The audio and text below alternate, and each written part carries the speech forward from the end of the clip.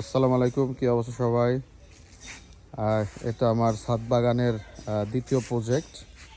তো এখানে বেশ কিছু জাতের আম গাছ আছে। ব্রুনাই কিং, তারপরে আপনার চ্যাংমাই, ব্যানানা ম্যাঙ্গো, সূর্যের ডিম, আরও কিছু জাত আছে যেগুলো আমার মনে নাই। আমি আরও 50টার উপরে লাগাইছি আমার রাস্তা দিয়ে, ওই যে দূরে রাস্তা দেখা যাচ্ছে। তো এইখানে আর কি ছাদ বাগানে শুরু করছি। এখানে 34,000 টাকার গাছ নিয়ে আসছে সেদিন। এটা হচ্ছে গামলেস কাঁঠাল, এটা হচ্ছে আপনার চাইনিজ কমলা, এটা হচ্ছে সুইট লেমন, এটাও গামলেস কাঁঠাল, এটা হচ্ছে জাম, হাইব্রিড জাম, যেটাতে 10টায় নাকি 1 কেজি হবে। এটা হচ্ছে অ্যাভোকাডো, এটাতে সফেদা দেখা যাচ্ছে। সফেদা হচ্ছে লম্বা লম্বা সফেদা, যেটা এখনও আছে গাছের মুকুল।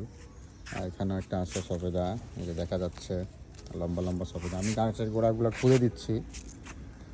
এটা হচ্ছে থাই পেয়ারা, এটা হচ্ছে ভিয়েতনামের বেল, এরকম কিছু একটা। এটাও কমলা, এটা হচ্ছে ছোটো ছোটো পেয়ারা হয়। এটা একটা আম গাছ। আর এটা হচ্ছে মিষ্টি তেঁতুল, এটা একটা পেয়ারা। এটা হচ্ছে একটা কাগজি লেবু, আর এটা হচ্ছে একটা লাল জাম্বুরা। তো পুরো ছাদ জুড়েই গাছ লাগাবো। তা আপাতত শুরু করলাম। এখন গাছের গোড়ার দিকে আর কি মাটি খুঁড়ে দিচ্ছি, যাতে পানিটা ভালো হয়ে যেতে পারে। তারপরে আগামীকালকে আবার জৈব সার অর্ডার দিচ্ছি, ওগুলো চলে আসবে।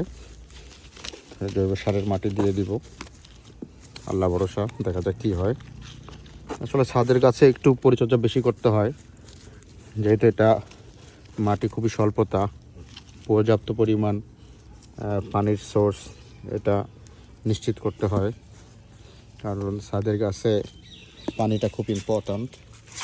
মাটিটা যেন সবসময় একটু ভেজা ভেজা রাখা যায়, সেদিকটা একটু খেয়াল রাখতে হবে। এখানে আমি আবার কিছু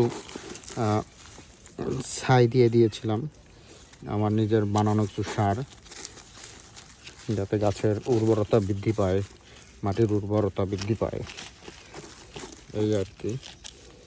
তো পুরো ছাদ জুড়েই গাছ লাগানোর চিন্তা আছে। তো আপাতত এটা লাগিয়েছি, এরকম লাইন আরও হবে এদিক দিয়ে। টোটাল পুরো ছাদটাই গাছে ভরে ফেলবো, বাকিটা আল্লাহ ভরসা। পরে আবার আপনাদেরকে সবাইকে আপডেট দিব। ভালো থাকেন সবাই, আল্লাহ হাফিজ।